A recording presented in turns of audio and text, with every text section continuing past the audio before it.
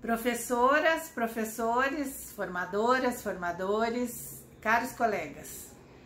A partir desse vídeo eu vou compartilhar com vocês uma série de reflexões intituladas Desafios Metodológicos da Docência e da Formação. Eu não diria que serão propriamente novas as questões que eu vou abordar, uma vez que nos últimos anos é disso que eu tenho tratado basicamente nos grupos de formação com os quais eu tenho trabalhado, sejam de professores ou formadores, né? Essa questão dos desafios metodológicos tem sido a minha questão há muito tempo já, né? Então, quando os cursos são de professores, eu trato desses desafios metodológicos por causa da docência. Quando são formadores, os destinatários dos meus grupos, eu trato das questões metodológicas para a formação. Então, assim, o que me ocorreu que poderia ser interessante nesse momento em que eu tenho 3 grupos, um deles compartilhado com o professor Guilherme, outros 2 coordenados por mim somente, né? Que estão em andamento e que tiveram um primeiro encontro cada um e depois, em razão desse difícil momento que nós estamos passando, foram suspensas as atividades e aí algumas mensagens foram trocadas com algumas tarefas para cada grupo com pequenas variações, enfim. Então, o que me ocorreu que eu poderia abordar nesse momento em que eu tenho nos meus grupos, tanto professores quanto formadores, seriam sim os desafios metodológicos para a formação e para a docência, mas com enfoque especialmente nesse momento, pelo menos nesse começo, nesse vídeo, com enfoque voltado mais para a produção de material à distância, que é o que tem acontecido de algumas semanas para cá, tanto no trabalho das escolas com os alunos, quanto no trabalho dos formadores com os seus grupos de professores, enfim, né? Então, isso foi o que me ocorreu que pudesse ser um bom começo para essa nossa prosa.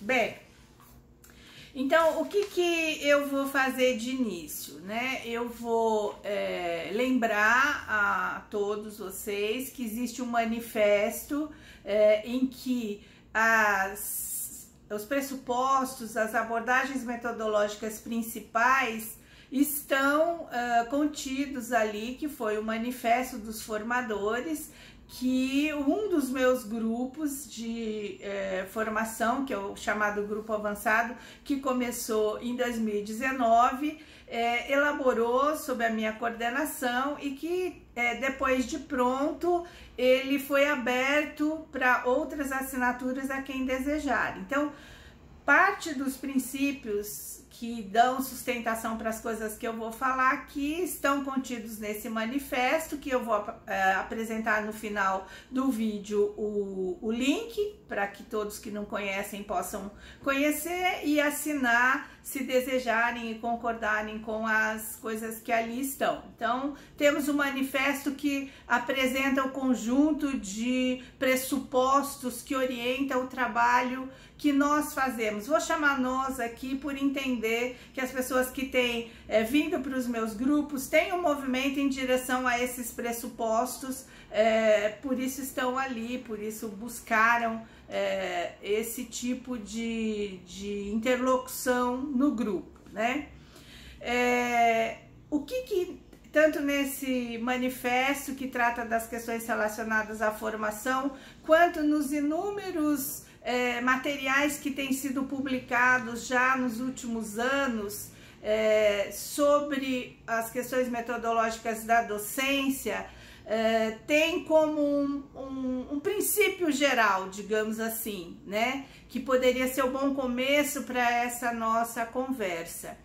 A de que a qualidade de uma proposta, seja na sala de aula para os alunos ou nos grupos para os meninos pequenininhos da educação infantil e da creche, seja nos grupos de formação de profissionais em processo de aprendizagem, né, no seu trabalho, que são os grupos de formação continuada, a qualidade de uma proposta nesses dois contextos, ela se mede pelo tanto que as propostas estão ajustadas aos destinatários para os quais elas estão voltadas. Então, uma boa proposta de educação infantil na creche é uma proposta que está ajustada ao tipo de criança que atende. Na educação infantil dos meninos um pouco maiorzinhos, mesma coisa, no Funde 1, no Funde 2, no ensino médio e também nos grupos de formação de profissionais adultos, né? Uma proposta tem tanto mais qualidade quanto mais ela está ajustada ao grupo. Ou seja, quanto mais ela responde às necessidades de aprendizagem daquele grupo, quanto mais ela dá conta de considerar as possibilidades de aprendizagem daquele grupo, daquelas pessoas que ali estão, né? Então, esse é o critério básico que orienta o meu trabalho já há muitos anos, tanto quando eu era professora, como agora que eu sou formadora de profissionais da educação, não só professores, formadores também, né? Que terá qualidade uma proposta se estiver ajustada àqueles a quem ela se destina. Seja os pequenininhos, seja os velhinhos, é isso que conta. Isso é o que conta na docência, na formação continuada e na vida, né? Quanto mais a gente tem amigos que respondem às nossas necessidades de interlocução, mais nós nos consideramos apoiados, ajudados, e isso é o que dá qualidade à nossa relação com essas pessoas, né? Eu tenho falado muito dos amigos críticos, que são aquelas pessoas com as quais a gente pensa bem junto. Então, num momento como esse de quarentena, em que as pessoas estão em isolamento, né, ter amigos críticos é fundamental, que é aquela pessoa a quem a gente vai ligar para trocar uma ideia, ou vai trocar mensagens no Zap, né, que é para poder dizer, olha, tô aqui agoniado com isso, ver quanto você consegue me ajudar e por aí afora. Então, um amigo crítico é essa figura, como eu tenho dito sempre, que não é propriamente um parceiro experiente, é alguém com quem a gente pensa bem junto, que nós confiamos para nos ajudar a pensar aquelas soluções que nós precisamos para os nossos problemas, para as nossas encrencas e por aí afora, né? Então, o amigo crítico é aquele que consegue responder às nossas necessidades e considerar as nossas possibilidades, que dá umas uras de vez em quando, nos critica, mas também não se furta a nos ajudar sempre que precisamos. Então, acho que agora não é momento de solidão, o momento é de interlocução com pessoas, e ligar para as pessoas para trocar ideias nesse momento é realmente fundamental, né?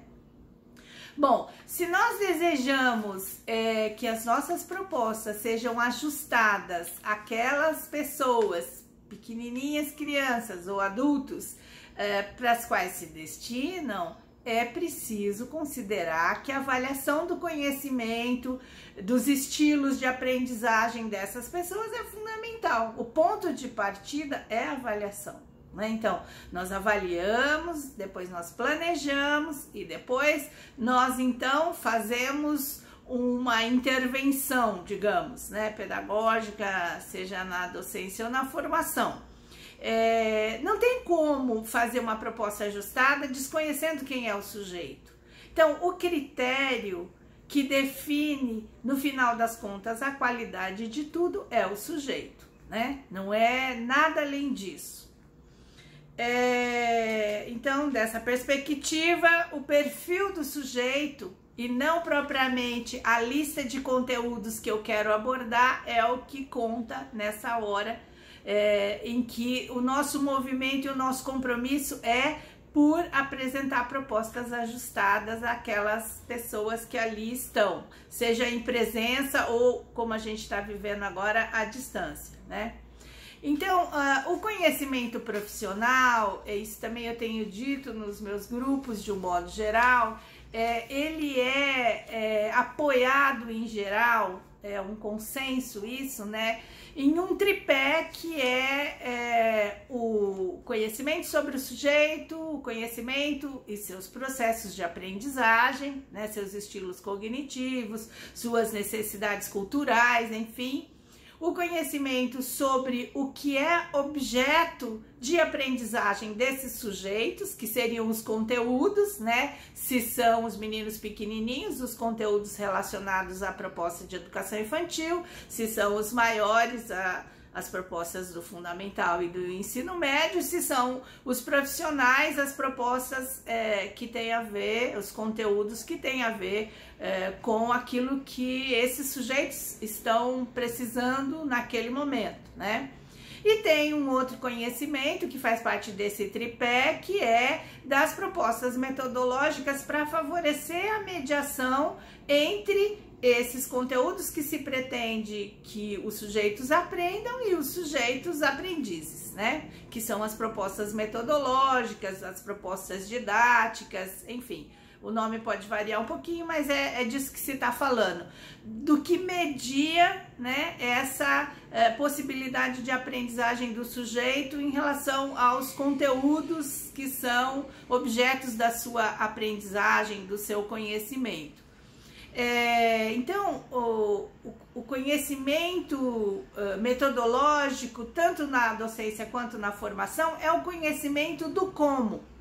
E ele não deriva do conhecimento sobre o sujeito e sobre o conteúdo de aprendizagem desse sujeito, os conteúdos de aprendizagem desse sujeito, porque ele tem uma existência própria, né? Ele tem uma natureza própria, ele compõe uma área específica, o conhecimento metodológico, né? Que na docência a gente acabou convencionando chamar de conhecimento didático, e na formação a gente convencionou chamar de estratégias metodológicas ou metodologias de formação. Então, o tripé é sujeito da aprendizagem e seus processos, objetos de conhecimento desse sujeito, que são os conteúdos, e propostas de mediação, que são propostas metodológicas, como a gente tem dito. Eu tenho sempre insistido que esse tripé por si só ele é insuficiente, que há um outro ponto de apoio, né, que muitas vezes não é considerado na real necessidade, que é o conhecimento sobre si. O conhecimento sobre si é aquilo que vai nos favorecer pensar sobre os nossos processos, sobre o que está acontecendo com a gente e tudo mais.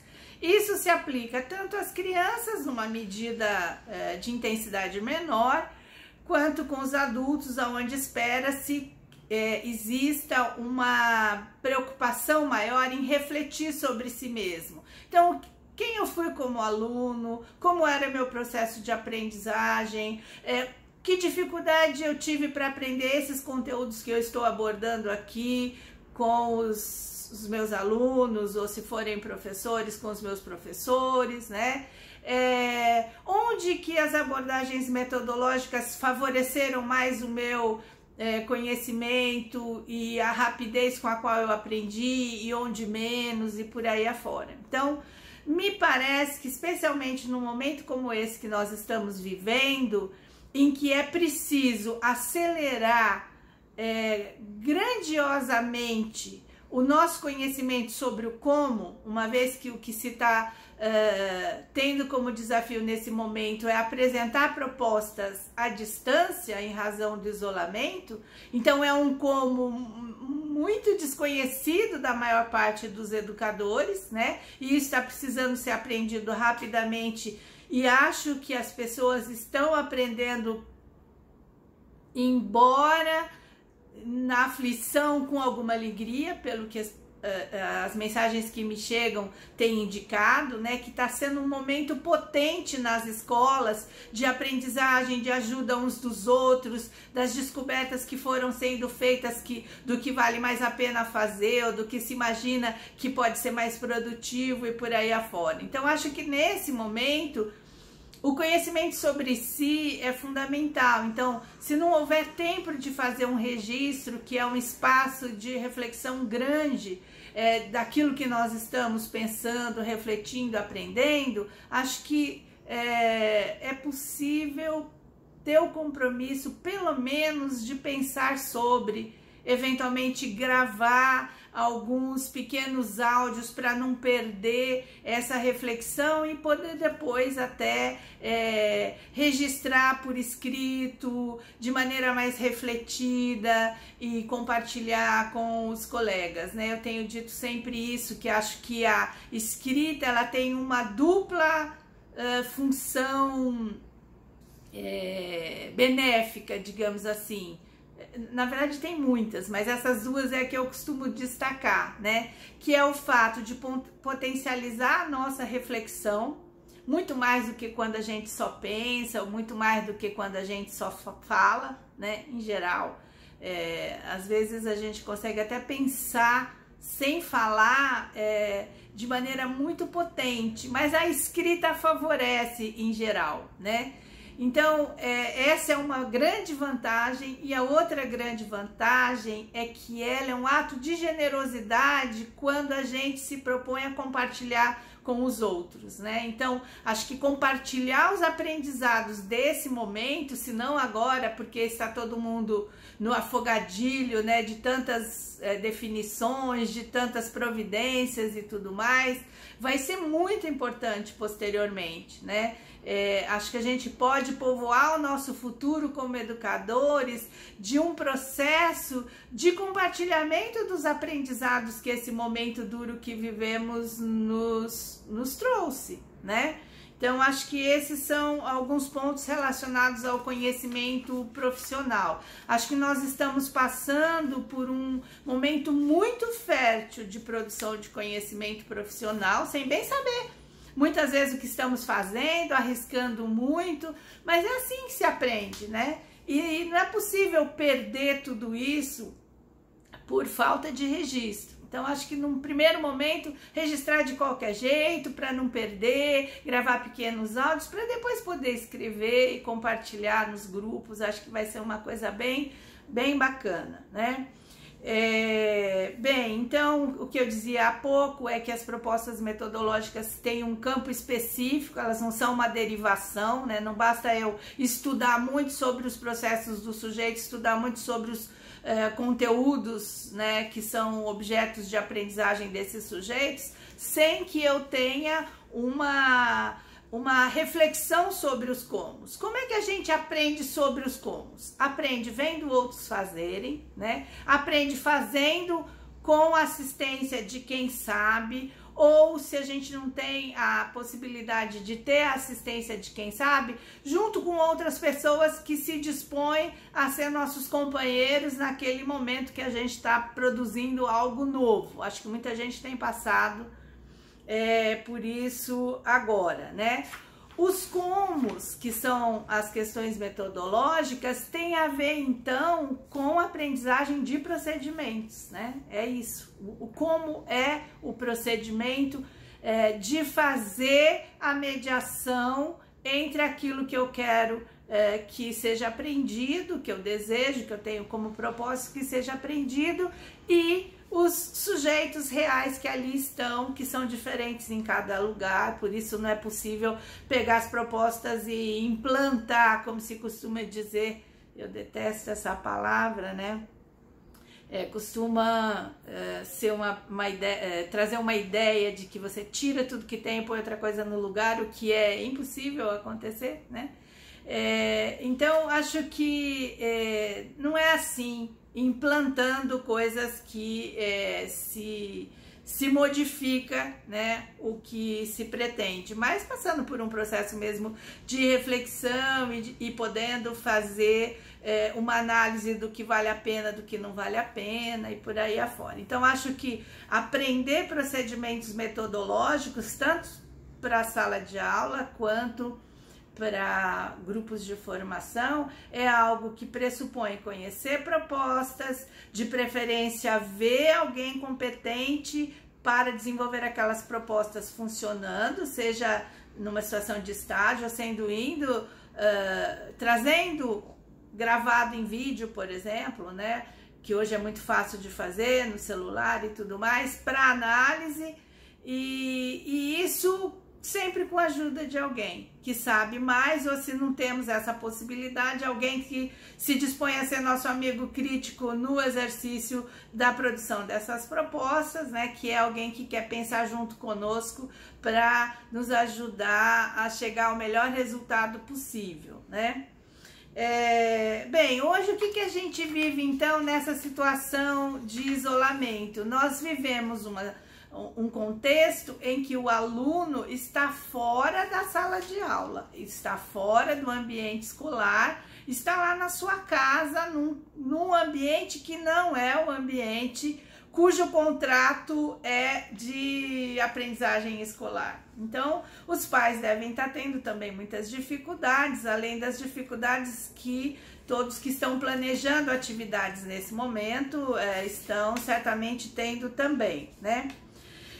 O que me parece que pode ser útil e eficaz, e aí como eu não estou em nenhuma escola e não estou precisando planejar nada dessa natureza, eu nem vou me aventurar a fazer muitas propostas, né? Mas tratar de alguns pressupostos que me parecem importantes garantir nessas propostas. O primeiro é que a escola não vai conseguir estar lá na casa da criança, do adolescente, do jovem, né? Porque a situação é outra, é outro contexto cultural, a vida numa casa, diferente do contexto cultural da vida escolar, né? Então não adianta querer fazer a mesma rotina acontecer em casa. Isso acho que o primeiro ponto que vocês já devem ter concluído isso, não vai funcionar, né? Os pais vão enlouquecer querendo garantir 5 aulas, 6 aulas, com um monte de atividades que os meninos provavelmente não vão suportar fazer no contexto de terem pais trabalhando em home office e uma coisa toda acontecendo dentro de casa inusitada em relação ao que é familiar para eles, né? Então, acho que o primeiro ponto é considerar que não é possível reproduzir o que aconteceria na escola em igual medida, em igual intensidade, em igual quantidade lá em casa, que não vai dar certo. Esse acho que é o primeiro ponto. O segundo ponto é que tem uma certa relação com as decisões que se toma no que diz respeito ao que se manda para casa, né? É que o mais importante é que a postura de estudante se mantenha. Ou seja, que o aluno tenha desejo de aprender, desejo de conhecer, desejo de fazer as atividades. Para isso, elas não podem ser atividades repetitivas, cansativas, só para preencher o tempo previsto da aula imaginada ou o tempo previsto para aquela tarefa, enfim. Então, acho que um princípio não é possível garantir igual. Outro princípio é necessário que o fundamental não se perca, que é o amor pelo conhecimento, o gosto por aprender, o desejo de pesquisar e de estudar. Então, esse acho que é um outro, né? Um outro princípio ou um pressuposto, não sei se seria exatamente um princípio, é o professor se fazer presente lá, né? O que isso significa? Significa não apenas colocar os alunos em contato com as plataformas, com as ferramentas que se escolheu para compartilhar as atividades, mas que haja uma real interlocução, um diálogo com os meninos, né? Isso pode acontecer tanto por escrito quanto em uma situação de gravação oral, né? Quer dizer, o fundamental é o quê? O fundamental é o professor se fazer presente lá, de uma maneira dialógica, instigante, por aí, fazer com que, na verdade, ser um parceiro, né, à distância. E acho que o desafio tem sido como fazer isso acontecer, né? Algumas escolas me escreveram que tem tido uma interlocução via cartas muito interessante, né? E eu achei isso o máximo. Então, acho que essa é uma alternativa também, né? E acho que também uma outra alternativa que é, a meu ver, nesse momento um pressuposto, explicitar a razão de algumas propostas, né, para os meninos entenderem por que vale a pena fazer aquilo. Acho que é o momento de seduzi-los com uma explicitação do que é que aquilo tudo que está sendo proposto traz de aprendizado, de benefício, por que vale a pena e tudo mais, né? Então, eu vou ler para vocês uma cartinha que faz parte de um material didático que eu produzi para uma instituição e que é um livrinho de atividades e que na abertura é feita essa apresentação num diálogo diretamente com o aluno para o qual o material foi produzido, né? Então é assim, este material reúne atividades criadas com muito cuidado e capricho para vocês aprenderem muito. São atividades divertidas, das quais vocês com certeza vão gostar bastante, mas o mais importante é que elas ensinam a ler e escrever. Então é um material destinado a crianças em processo de alfabetização. A professora vai explicar direitinho como é a proposta, além de ler esta carta que escrevemos para vocês, porque assim fica mais fácil entender como são as atividades e para que elas servem. Então era isso que eu me referia, de explicitar a razão das propostas, né?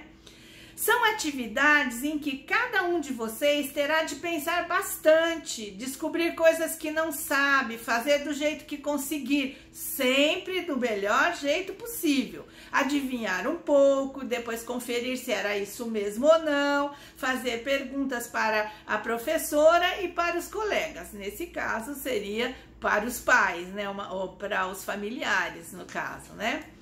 Tudo nesse material é para que vocês aprendam bem mais do que vocês já conseguiram aprender de outras formas. E todo mundo sabe que para aprender é preciso receber ajuda. Por isso, com certeza, vocês vão contar com ajuda sempre que precisarem.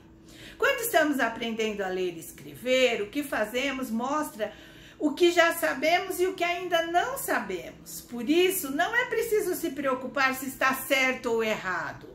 Com os colegas e com o professor, todos conseguirão logo ler sem depender dos outros e escrever sem precisar explicar o que está escrito. Nesse caso, não seria com os colegas e o professor, mas com os familiares, né? Para ficar cada vez mais sabido, é preciso, por exemplo, aí vem uma lista de procedimentos de aprendizagem, que é uma maneira de compartilhar com eles, para que eles possam olhar para si mesmos tanto quanto conseguirem, né? Encontrar o próprio jeito de fazer bem as coisas. Pedir ajuda sempre que precisar, sem qualquer vergonha. Não ficar nervoso por não conhecer todas as palavras e aproveitar tudo que já sabe para descobrir o que ainda não conhece. Usar as pistas que conseguir para lembrar o que é preciso. Tentar adivinhar sempre que não souber a resposta e prestar muita atenção em tudo para fazer uma boa adivinhação. Esforçar-se para mostrar o que sabe. Prestar atenção nos erros para não repeti-los, mas jamais deixar de fazer as coisas por medo de errar. Vocês vão adorar, tenho certeza. Não só porque é um desafio Um desafio é uma tarefa um pouco mais difícil do que aquilo que estamos acostumados, mas que a gente consegue fazer com alguma ajuda. Mas também porque vocês vão descobrir que aprendem muito ao ter de pensar e conversar com o colega para fazer as atividades. Aqui no caso não seria com o colega, né? Então eu estou trazendo um exemplo e isso pode ser adaptado para a situação de casa, né? Muitas crianças em várias partes do mundo estão aprendendo com atividades desse tipo. As atividades são atividades de aprender a ler lendo, escrever escrevendo. As atividades de alfabetização nessa perspectiva, né? E os professores estão muito impressionados, porque assim se aprende muito mais e muito mais rápido. Vejam que é uma propagandazinha, né? Como vocês vão ver, não é preciso primeiro saber tudo da escrita para escrever e nem saber tudo da leitura para começar a ler. É o contrário. Aqui as atividades são de escrever para aprender a escrever e de tentar ler para aprender a ler. Por fim, queremos desejar que vocês aprendam muito, muito, muito. Que tenham sempre curiosidade, interesse e animação, que fiquem cada vez mais sabidos, que consultem esse livro, não só na hora das lições, que contem em casa o que estão aprendendo e que gostem muito de ler e de escrever. Um grande afetuoso abraço para vocês.